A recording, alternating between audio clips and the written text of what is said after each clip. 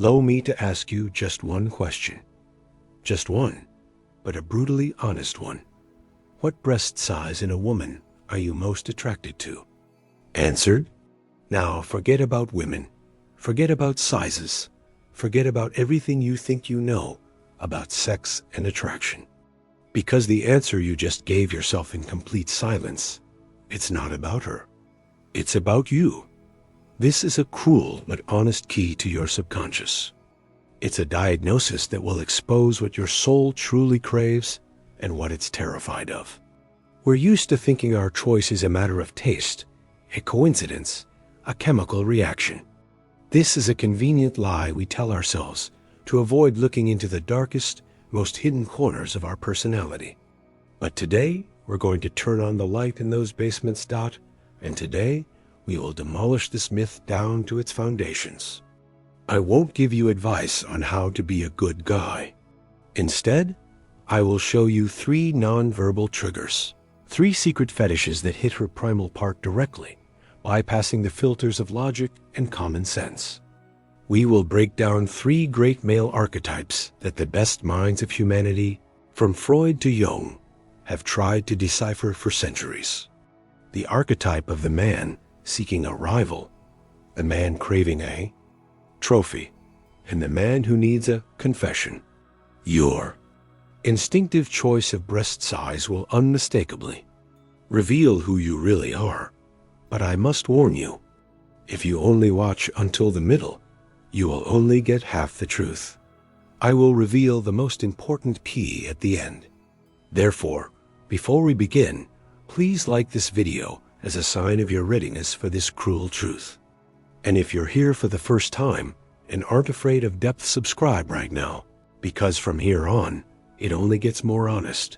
And before we start, our geography is very important to me. This is an exploration of the male soul, and I want to know in which cities and countries the men ready to face the truth live. Please, write in the comments what city you're from. Part 1. The rival archetype attraction to small breasts, if you're unconscious. Instinctive choice fell on small, often almost adolescent breasts. Then before we descend into the basements of your subconscious, let me first describe the shining facade you present to the world. Let's talk about your social mask, the image you carefully construct and proudly display. You are a 21st century man, a product of the information and intellectual age. In your personal manifesto, the word equality is written in golden letters. You sincerely believe, or at least have convinced yourself, that you value a woman not for her biological assets, but for her intellectual capital. You are attracted to the brilliance of her mind, not the sparkle of her cleavage. For you, wit is sexier than any curves, and independence of thought is more arousing than the most revealing clothes. You are not just looking for a lover, a function to satisfy primitive needs. You are looking for a comrade in arms, a sparring partner in intellectual battles. Your ideal foreplay is not candles and wine, but a heated debate about the latest book on neuroscience or the breakdown of a complex business case.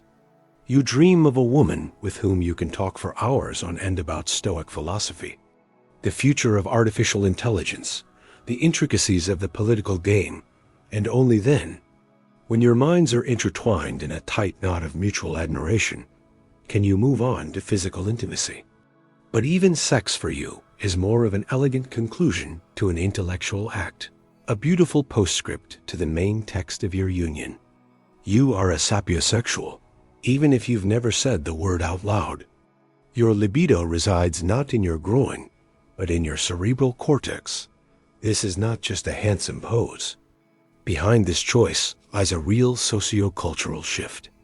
Psychologists studying modern attraction patterns note the rise of so-called assortative mating based on intelligence. Simply put, smart people seek smart people. In a world where information is the main resource, the brain truly becomes the primary sexual organ. You intuitively sense this trend and are at its forefront. You understand that in the modern world, it's not the strongest who survives, but the most adaptive and intelligent union. And a female partner, a female comrade, is an evolutionarily advantageous strategy, not just a personal whim. You are not just building a family. You are building a two-person intellectual corporation. Imagine a typical evening for such a man. He comes home after a stressful day, managing a team of developers or closing a complex deal. His woman greets him not with a plate of soup, but with a question. I stumbled upon an interesting study on the impact of quantum computing on the crypto market. Want to discuss it? And for him, this is the best form of care and love. They might spend the evening drawing diagrams and charts on a whiteboard, arguing and laughing. Their intimacy is born not from the exchange of fluids, but from the exchange of ideas. They are two brilliant minds who have found the perfect conversationalist in each other, and their union appears from the outside as a model of modern progressive relationships. They are not just husband and wife. They are a think tank, an unbreakable alliance. You are repulsed, physically repulsed, by the very idea of a housewife, of a patriarchal structure, of foolish whims and female tears. You consider yourself above all that, above the primitive instincts that govern most men. Your chosen one likely has a good education, is building a career, has her own interests and her own life. And you are genuinely proud of this. You gladly tell your friends not about her bust size, but about a complex project she recently completed, a scientific paper she published, or a smart book she read. You seek equality. At least, that's what you tell yourself, and the entire progressive world applauds you for it. You have built a perfect, logical, understandable, and completely safe world. But let's be honest. This world is an illusion. It is merely a facade, a beautiful, socially approved decoration behind, which lies something much deeper, darker, and more frightening. Your attraction to a safe, almost androgynous, intellectualized figure is not a hymn to equality. It is a hymn to your fear. You are terrified, on an animalistic, cellular level, of the real, irrational, all-consuming nature of the feminine, that elemental phonic power that does not obey logic, that cannot be calculated, broken down into algorithms, and brought under total control.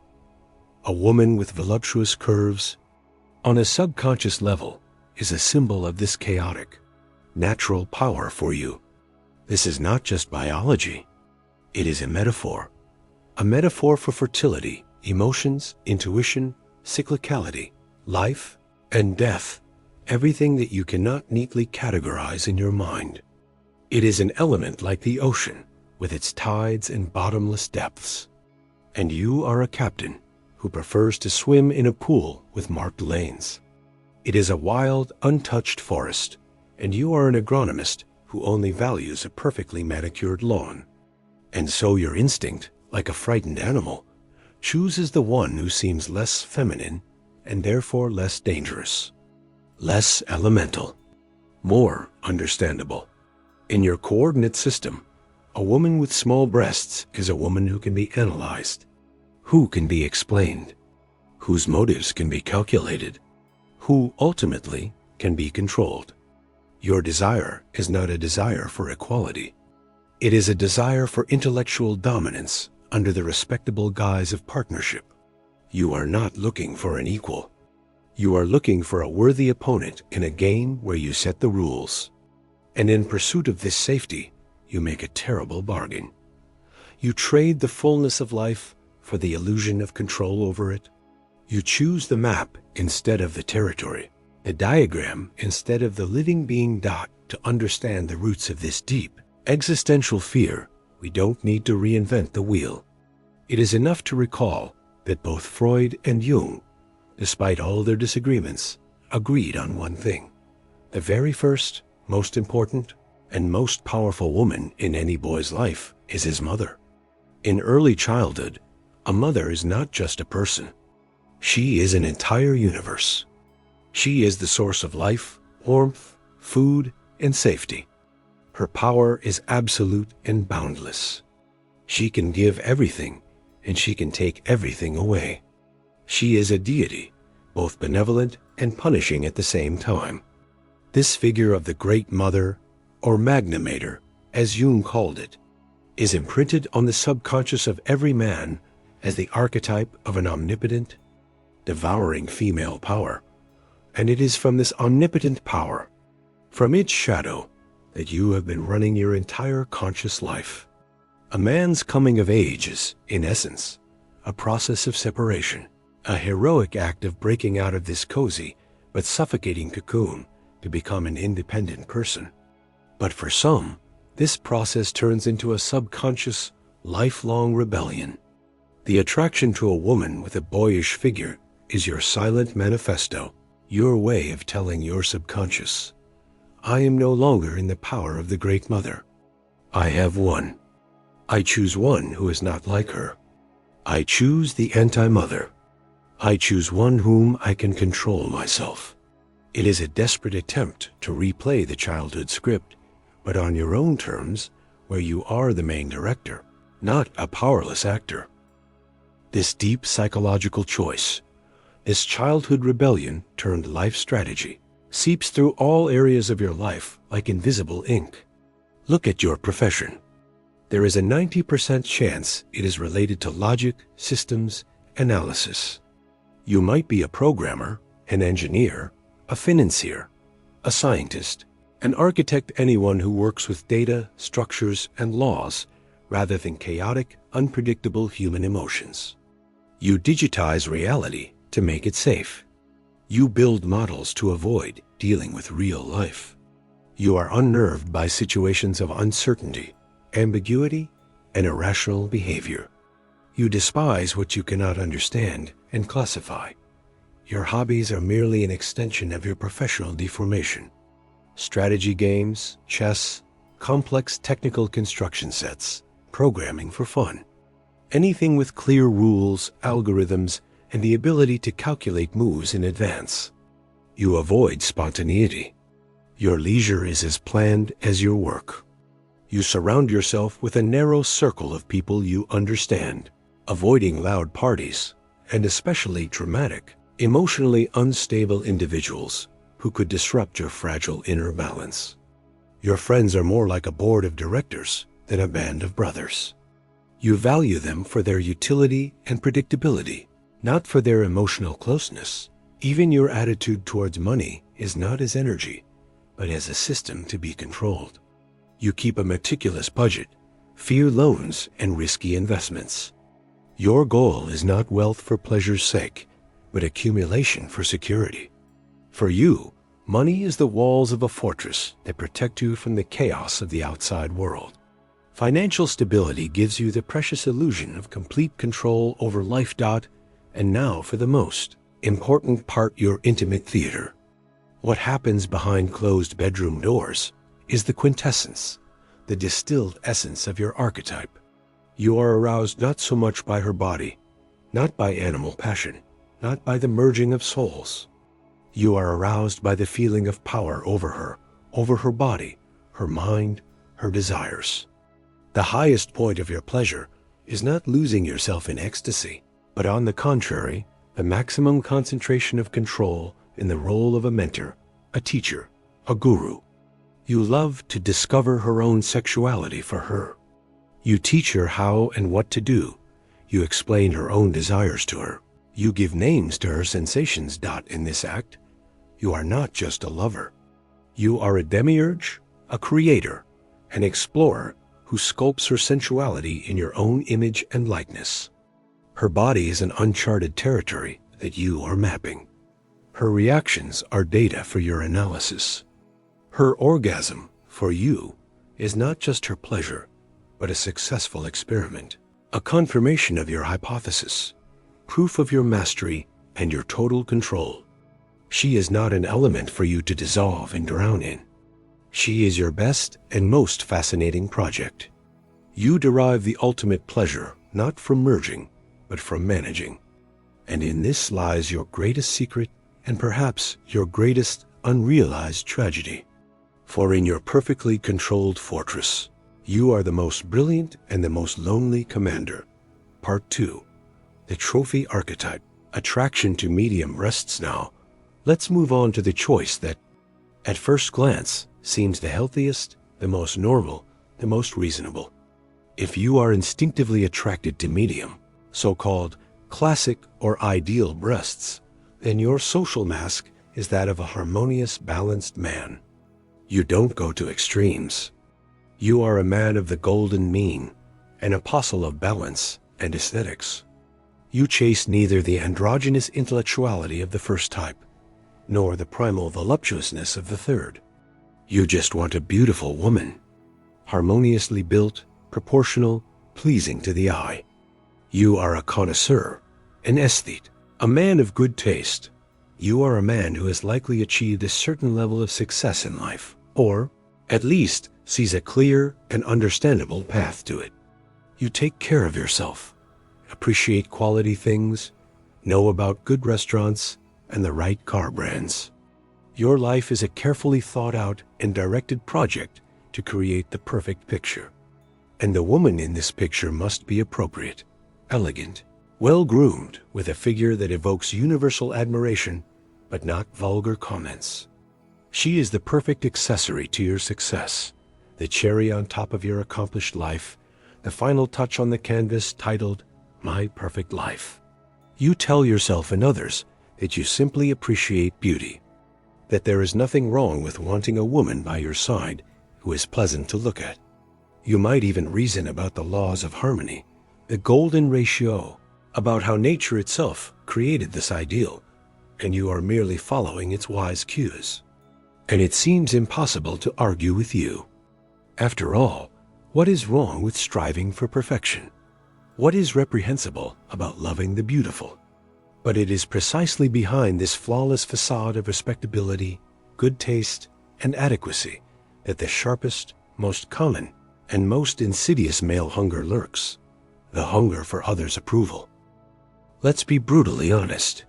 You are not driven by your personal taste or the call of nature. You are driven by a deep-seated social instinct that has burrowed under your skin. You choose not the woman you want, but the woman it is accepted to want in your society. The medium ideal breast is not a biological but a social standard, imposed on us by decades of glossy magazines, Hollywood films, advertising campaigns, and the porn industry. It is a sort of unspoken, universal mark of quality, understood by all men on the planet.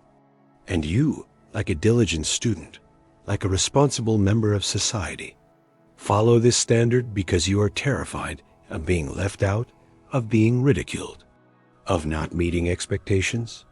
Your choice is not a choice of the heart or instinct. It is the choice of your superego, as Sigmund Freud aptly named it. That part of your personality that is the internal overseer responsible for social norms, for the concepts of right and wrong, prestigious and unprestigious. You want a woman you can proudly show off to other men. She is your main trophy, your most convincing proof that you are a successful male, a winner in a social race. Her beauty is not so much her quality as it is your public achievement. And this is the cruel truth. You are not choosing a personality, but a status. You are entering into a relationship not with a woman, but with her market value on the marital market. This mechanism of choice, this slavery to the opinions of others, pervades your entire life, poisoning it from within. You are constantly, every second, scanning your surroundings to understand what is trending, what is relevant, what is approved. You wear not what is comfortable for you, but what is fashionable. You drive not the car you like, but the one that emphasizes your social status. Your social media pages are a carefully polished digital mausoleum where there is no room for doubts, weaknesses, failures, or unflattering photos. You live with a constant, exhausting feeling that an invisible jury is watching you, evaluating your every step, your every choice, your every post. Your career is not a means of self-realization, but an endless, meaningless race for positions, numbers on your paycheck, and recognition from colleagues. You constantly compare yourself to others, to classmates, to friends, to neighbors, to heroes of magazine articles.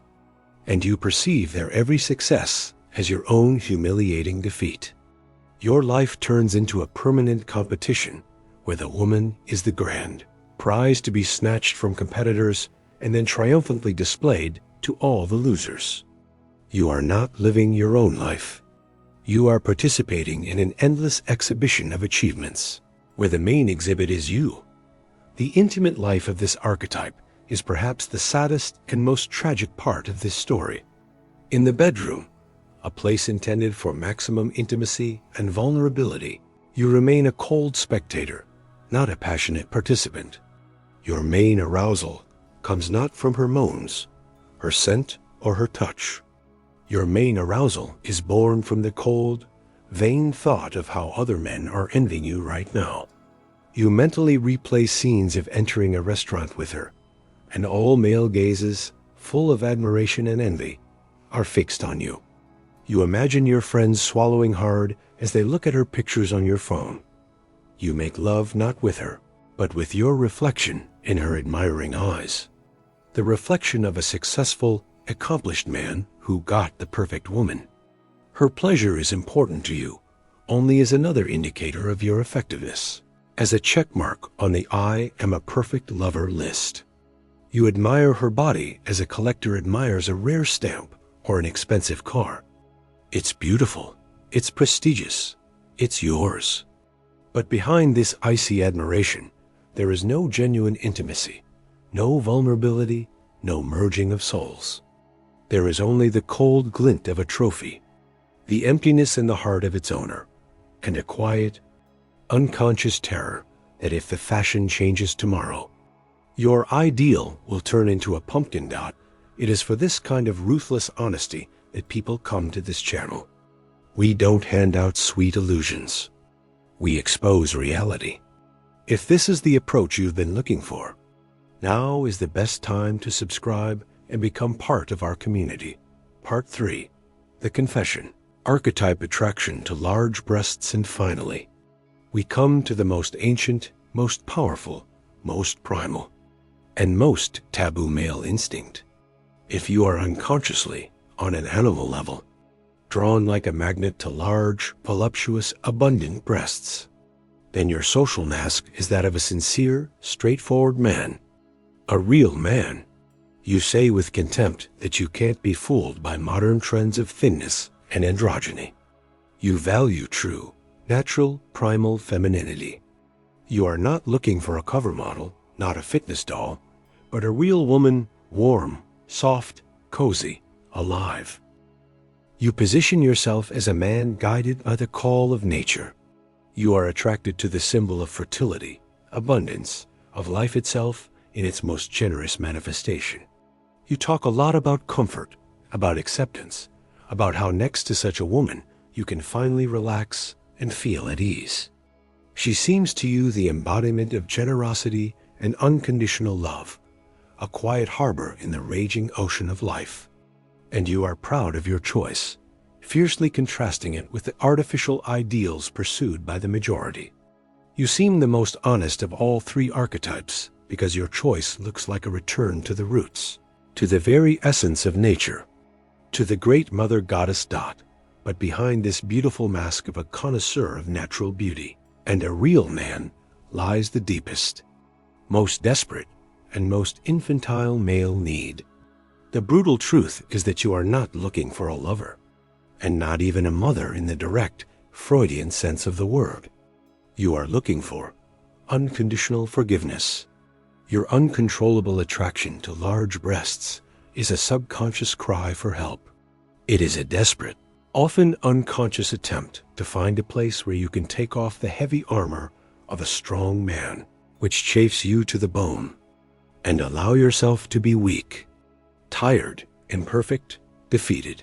Large breasts, on the deepest archetypal level, are a symbol of the Great Mother, but not the controlling and omnipotent figure from which the first archetype flees in terror, but that idealized, mythical mother who will accept you no matter what, defeated having made a mistake, having suffered a crushing failure. You are drawn to her not because you want to possess her sexually, but because you want to confess to her without words. You want to unload onto her, as if on an altar, the unbearable burden of your male duties, to be strong, to be successful, to be always right, to bear responsibility, to make decisions. You are not looking for passion. You are looking for absolution. You are looking for amnesty from adult life. Psychoanalysts, starting with Freud, spoke a lot about the Oedipus complex, about a son's attraction to his mother. But in this case, we are dealing with a more subtle and profound mechanism. It is not so much a sexual attraction to a real mother as an existential longing for a lost paradise. A longing for an infantile, pre-verbal state where you are loved not for your achievements, but simply for being. Where any of your imperfections evokes not condemnation, but sympathy and comfort. By choosing a woman with large breasts, you are subconsciously trying to return to this safe, warm, cozy world where you don't have to prove anything, where you can just be. This archetype is particularly common in two seemingly opposite types of men. The first is the tired warrior. This is a successful, accomplished man who has built a career, earned money, but is completely burned out in this endless race. He comes home not for passion or intellectual conversations. He comes to fall into her arms, turn off his brain, and just be left alone, covered with a warm blanket, with no demands made of him. The second type is the unrecognized genius. This is a creative, often unfulfilled man who sees the world as unjust and cruel. He needs not just a woman, but a muse mother who will believe in him against all odds, heal the wounds inflicted by the world, and protect him from a hostile, incomprehensible reality. In both cases, the man seeks to shift the responsibility for his emotional state, for his happiness, onto the woman. He is prone to escapism, fleeing reality through alcohol, computer games, endless TV series, or simply passive, apathetic pastimes. He expects her to create a magical cocoon for him, in which he can hide from the complexities and challenges of adult life. He does not want to be the captain of his own ship. He wants to be a perpetual passenger in a cozy first-class cabin, while she stands at the helm, fighting the storm alone. Intimate life here is the culmination of this deep psychological drama. Your ultimate pleasure in bed is not domination, like the first archetype, nor the demonstration of success, like the second. Your highest, most secret pleasure is complete and unconditional surrender. The moment when you can literally bury your face in her, like a child, and for a few precious minutes, stop being a strong man, stop making decisions, stop being responsible for your life. This is not just sex. It is a session of free, regressive psychotherapy. In these moments, you are not giving, but taking. But you are taking not passion, not pleasure, but comfort, peace, and forgiveness. You are seeking not an orgasm, but reassurance. It is an act of regression, a conscious or unconscious return to a childlike state under the protection of a maternal body. And in this lies the greatest danger and tragedy of this archetype. By constantly seeking forgiveness and acceptance externally, you risk never truly growing up, remaining an eternal, capricious boy who hides from the real world behind a large and warm female breast. Conclusion. A diagnosis is not a verdict, so we have walked this difficult, at times painful, path. We have looked behind the beautiful facade, a matter of taste, and seen the three great, hidden hungers that secretly govern male instincts. The hunger for control, which masquerades as the search for an intellectual partnership in a perfectly constructed fortress. The hunger for status, which hides behind the mask of a connoisseur of classic beauty in a glittering trophy room. And the hunger for forgiveness, which pretends to be a love for natural femininity in a cozy but stifling sanctuary-refuge. Perhaps, in one of these ruthless portraits, you recognized yourself with horror, or with quiet relief.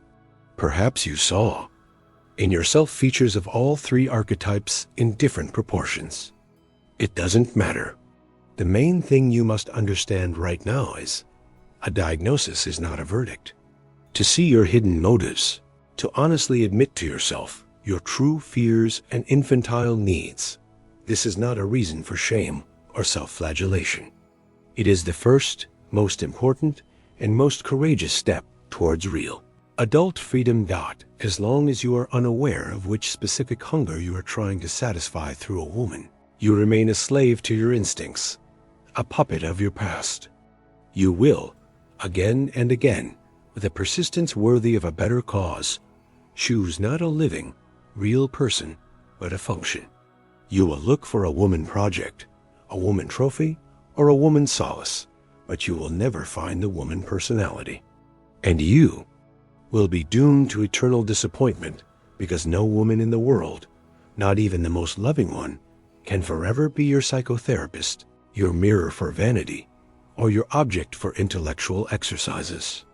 Sooner or later, she will tire of playing this role, and your illusion will crumble. Real, adult, and honest relationships begin with a desperate attempt to fill your internal voids. Your deficits at the expense of another person ends. They begin when you look at a woman and see not the size of her breasts, but her unique universe separate from you. When you are ready to deal with her reality, with her chaos, with her strength and her weakness, without trying to control her, use her for self-affirmation, or hide behind her from the large and complex world, realizing your leading archetype gives you an invaluable key. By understanding what you are really looking for, total control, external approval, or maternal forgiveness, you can start to give it to yourself. Learn to withstand anxiety and uncertainty without controlling others. Build your self-esteem on internal supports and real achievements, not on external attributes and others' applause. Learn to forgive and accept yourself for mistakes without looking for a mommy to do it for you. And only then, having become a whole, self-sufficient man, will you be able to build a truly deep, partnership-based relationship with an equally whole personality.